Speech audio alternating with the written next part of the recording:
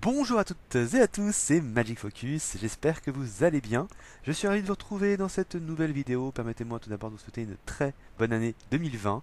Et eh bien pour commencer l'année, nous allons parler d'une grande attraction qui a été très importante dans la décennie précédente, à savoir Mystic Manor, son histoire, ses petits secrets.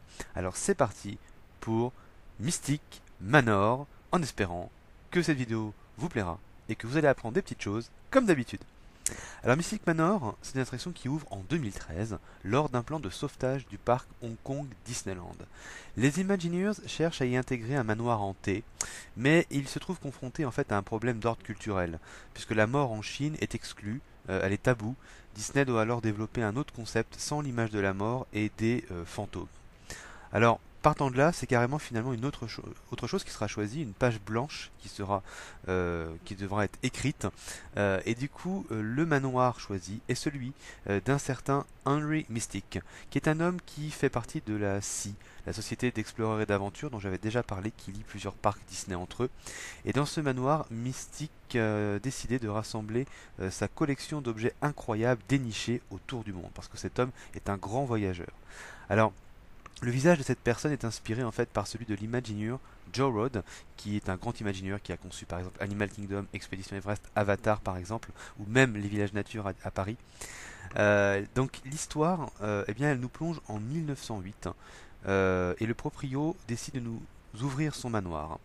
Alors, c'est un homme qui est solitaire, mais il est quand même accompagné par Albert, un petit singe plein de malice qu'il a adopté lors d'un voyage en Afrique. Sa dernière acquisition, en fait, est une boîte à musique qui a le pouvoir de donner vie aux objets. Et c'est précisément ça, cette boîte à musique, qu'il voudra montrer aux visiteurs. Alors, dans la file d'attente, on peut y voir d'abord l'inauguration de son musée en 1896. On y voit même Walt Disney quelque part sur la photo, tout à droite. Également, des objets sont exposés comme une robe égyptienne, un dragon gothique de Chine ou des objets d'Inde. Et plus loin, on peut voir aussi l'une de ses inventions, à savoir les Mystic Magneto Electric Carriage, qu'il a présenté lors de l'inauguration de l'exposition universelle de Paris en 1900. Et ces véhicules sont donc empruntés pour la visite du musée, pour faire le tour en fait du manoir. Alors, lorsque Albert ouvre la boîte à musique, eh bien, il répartit une poussière magique et l'aventure commence. Les objets des différentes salles prennent vie sous les yeux ébahis des visiteurs. Par exemple, la salle des musiques, les instruments prennent vie. Dans la salle des antiquités, ce sont les tableaux et les céramiques qui prennent vie. On y trouve sur un tableau de mosaïque une femme qui se transforme en créature un peu monstrueuse, qui n'est pas sans rappeler un tableau dans les Haunted Mansion. Dans la pièce nordique, eh bien, vous avez un vent glacial, un vent glacé qui est soufflé par un tableau et qui gèle toute la pièce jusqu'à casser le miroir. La salle des antiquités égyptiennes n'est quant à elle pas sans rappeler Indiana Jones Adventure, avec notamment les insectes, ou encore la salle des arts martiaux qui nous rappelle Enchanted Tiki Room. Les Easter eggs en fait ne manquent pas. On y trouve par exemple un buste des Haunted Mansion en haut à gauche dans la toute première salle. Et enfin, la dernière salle, eh bien, elle simule une tornade où les visiteurs sont pris à 360 degrés avec les effets de tornade et murs amovibles. Et cette attraction, bah, elle rend aussi hommage à différents points de la culture chinoise. L'extérieur, par exemple, s'inspire des maisons chic chinoises et et les alentours sont des jardins merveilleux, rendant en fait hommage à des créatures mythologiques chinoises. La musique dans cette attraction est très importante. Elle traduit le récit de l'attraction. Danny Elfman, qui est le compositeur, par exemple, on le connaît pour les musiques sur les Simpsons, voulait former un tout cohérent malgré les différentes scènes avec des transitions musicales finalement en coordination avec les véhicules. Et ça, c'était quelque chose, c'est un véritable défi. La musique suggère alors les émotions et l'atmosphère des différentes pièces.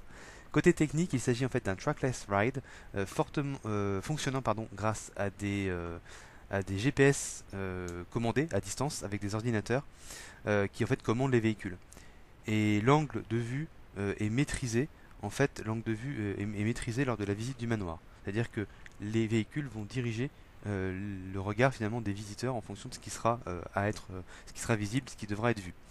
Le visuel est également très important dans l'attraction, d'où l'utilisation d'effets visuels. C'est la première utilisation importante de mapping dans un ride, enfin aussi importante.